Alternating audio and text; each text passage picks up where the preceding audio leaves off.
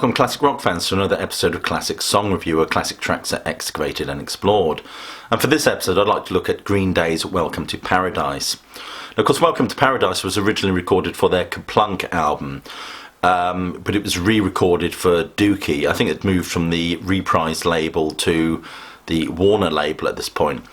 But it's interesting, if you listen to the version on the Kerplunk album, to me the song sounds a little bit emaciated. The guitar on the re-recorded version is fuller and more aggressive, heavier. It may just be the production values, I don't know. The drumming is certainly more prominent. And the way he sings it, he certainly sings it with more conviction on the Dookie version, whereas on the Kerplunk version, his vocals sound a little bit droning, I think. Interesting, it was a song that did fairly well. It certainly did well in the US. If I may refer to my notes, it got to number 7 in the US. It got to number 20 in the UK charts. And as I said, they actually moved from the Reprise label to the Warner label. I hope I've got that the right way around. And the band took a lot of heat, I think, from the sort of punk community for kind of selling out to a major label. The song essentially documents the band's move to the sort of Oakland area. If I can quote, it was about West Oakland, living in a warehouse with lots of people, artists, poets, junkies, gangsters, etc. But interestingly, this song is written in an epistolary form, i.e. the form of a letter, which kind of very much reminds me of Leonard Cohen's famous Blue Raincoat in that respect. And there's a lot of interesting stuff going on in this song. I mean, for example, the guitars are tuned half a step down, which sonically makes it sound a lot darker, I think, which is certainly fits in with the whole idea and theme, this idea of dislocation, really, which we get in the song. But the opening riff, which is very arresting, one can say, is a sort of amalgamation of two things. It's the Ramones riff, opening riff to Blitzkrieg Bop, although the Green Day riff is that but played backwards in a way, but also the Clash's song Complete Control. It's like an amalgamation of those two riffs, really, which remind me very much of the opening of this song. One thing I like about this is the song's structure. I mean, you get things like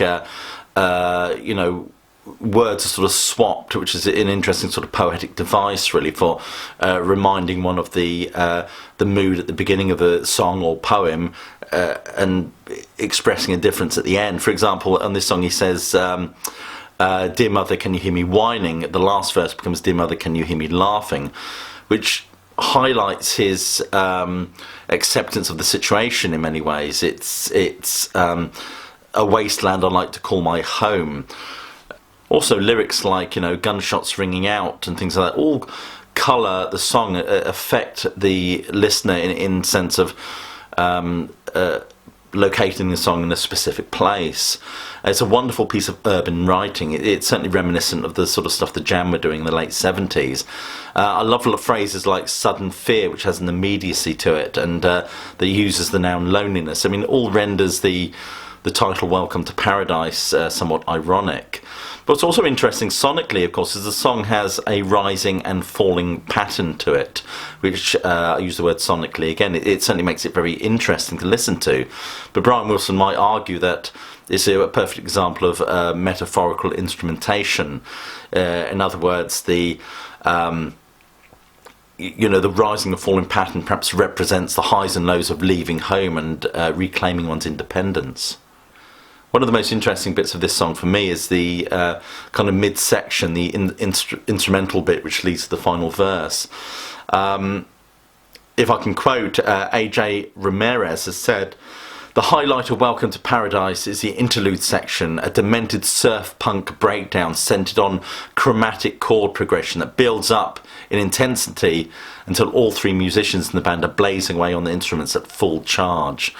I think he's hit the nail right on the head there. Anyway, you've been listening to albeit a short episode of Classic Song Review. I'd be interested in what do you think of this track? Do you prefer the original that was on the Kerplunk album, or do you prefer the re-recorded Dookie version? Please leave your comments, suggestions in the boxes below. Click like, subscribe, check out the Facebook page, but more importantly, please do keep listening.